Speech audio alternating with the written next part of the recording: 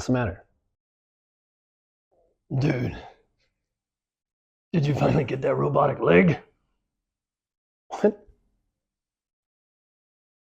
No, dude, that's the steering column for the 69. Why does it look like that? Because it's new? Chevys don't need new parts. They last forever.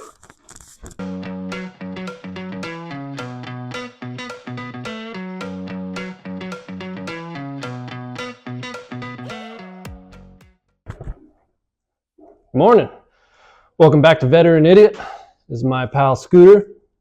Chevy rules. And today we're going to be working on the 69 that was locked up from Vice Grip Garage. We got some new stuff for it, like this fancy new steering column. I went with the unpainted version just because it looks cooler. Not really any other reason. And we'll throw some coat on it to keep it from rusting. But got this one from IDIDIT. They had some great options for these different ones. They had different colors. Some were back ordered though. I think the black was back ordered, but great options. Really, really solid steering column. Shouldn't be too hard to put in if there's anything left of the firewall, but heartbeat of America. Yeah, so let's dig into it. All right, so a little more detail into this steering column here. Like I said before with Scooter, got it from IDIDIT. Actually got this one from Amazon, just put in the part number I wanted from IDIDIT, and they had it right in stock for me. Went with the tilt version.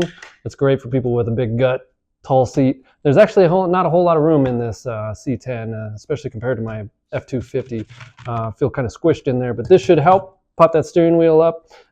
Part number is 36878. So there's a couple things we got to do to get the old one out to throw in this brand new piece. The old one was a 3 on the tree. So we got to move some stuff, open some plates and some straps to get the old one out and finagled past the dash. But let me show you what we're working with.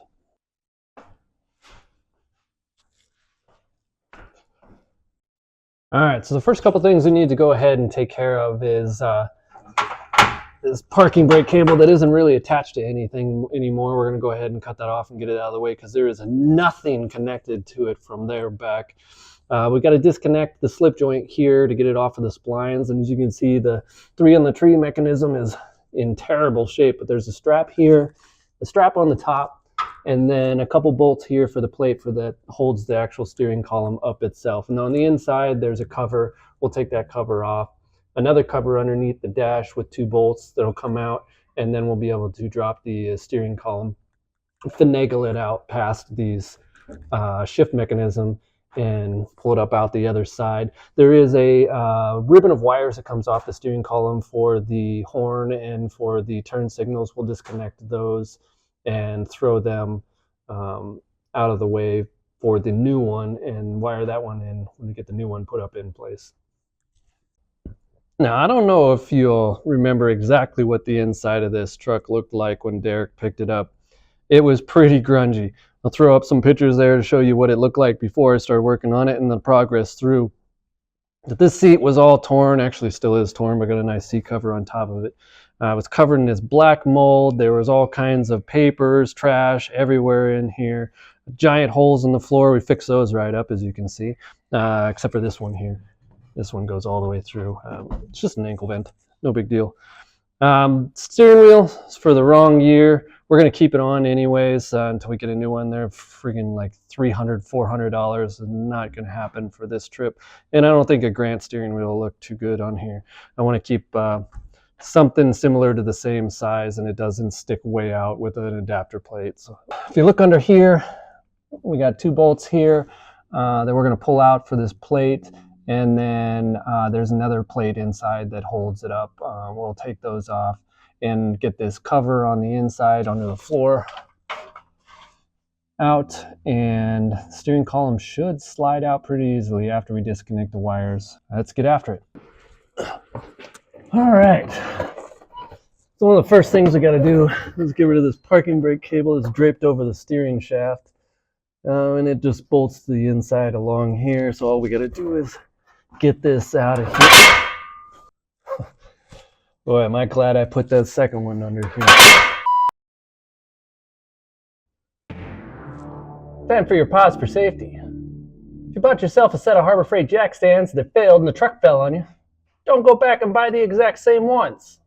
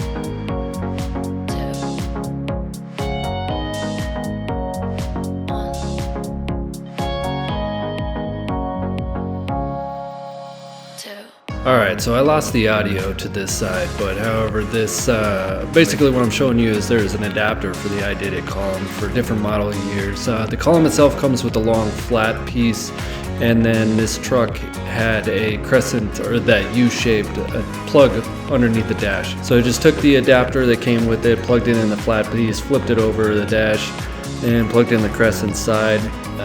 Came with the instructions as well, should it be confusing to anyone, but it was pretty easy and got it done pretty quickly.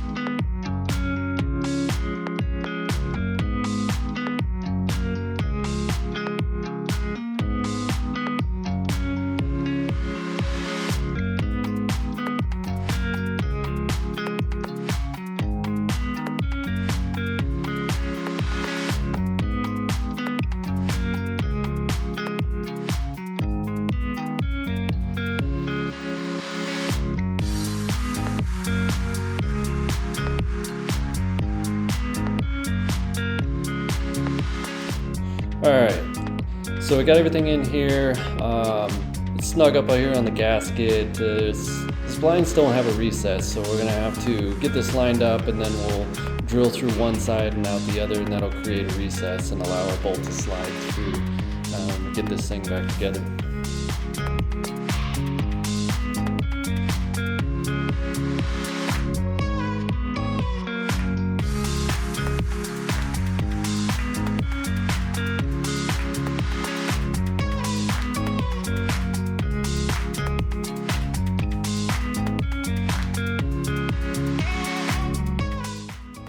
All right, so the steering column's in. Don't worry about this gap right here. This is the wrong steering wheel, like I mentioned before.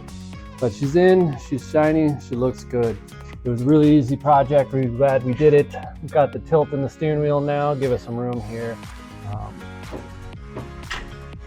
for them fat boys. Anyways, so the plugs are all plugged in up top. Got the grommets in place here in the firewall. We're all buttoned up down here. Those bolts are in, clamps are in. For this clamp here on the steering shaft, all you really need to do is just get it slid up on there and then take a uni-bit, run the uni-bit down through so it can cut a groove into this shaft and you slide the bolt through. Pretty easy stuff. So what we'll do now is we'll fix that turn signal issue with the slow blink. We'll just run a resistor down in between these wires here. On the driver's side, it's a light blue for the flasher, and on the passenger side, it's a royal blue. All right, so everybody's got a different way of doing it. But what I'm gonna do is I'm gonna take one of these resistors here, and I've already checked this with the test light. I'm gonna take this royal blue one here, or this light blue one for the driver's side. I'm gonna cut down a little bit further here, cut it, and then I'm gonna run the red wire in between the two. I'm gonna solder those together, and then this black wire will come up here to the ground. That should add enough resistance that the flasher itself will flash at a decent rate rather than really, really slow.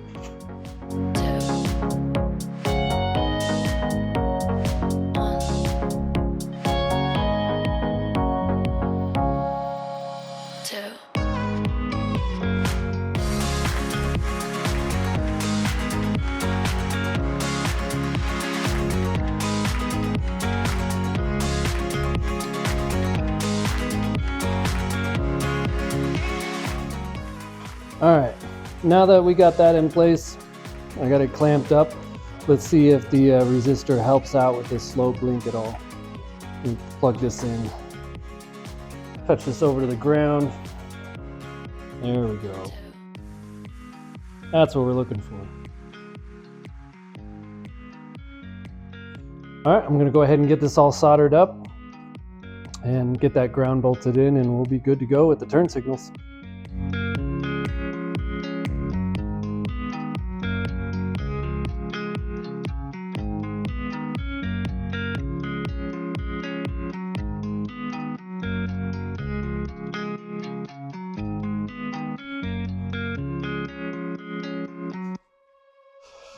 All right, that's just about all the time we have for this episode with the 69 C10 that was locked up.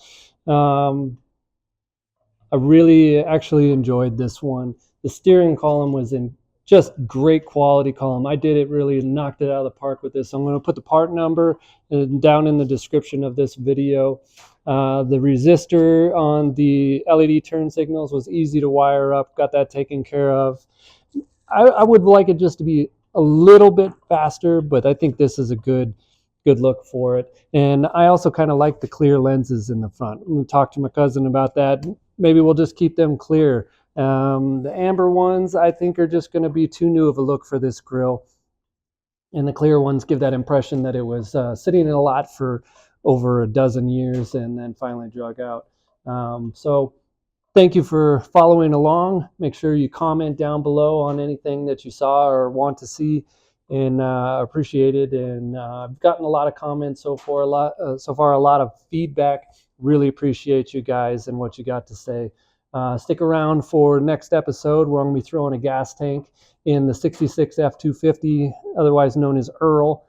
And then we're going to put in a resistor in a different manner for the turn signals in that one. We're going to go with a flasher inside under the dash, see if that's any easier than what we did out here. Again, if you could please comment, like, and subscribe, really appreciate it. And we can get the ball rolling on some more projects because I got lots of stuff in mind, and I hope you'll be there with me to do it. Thanks again.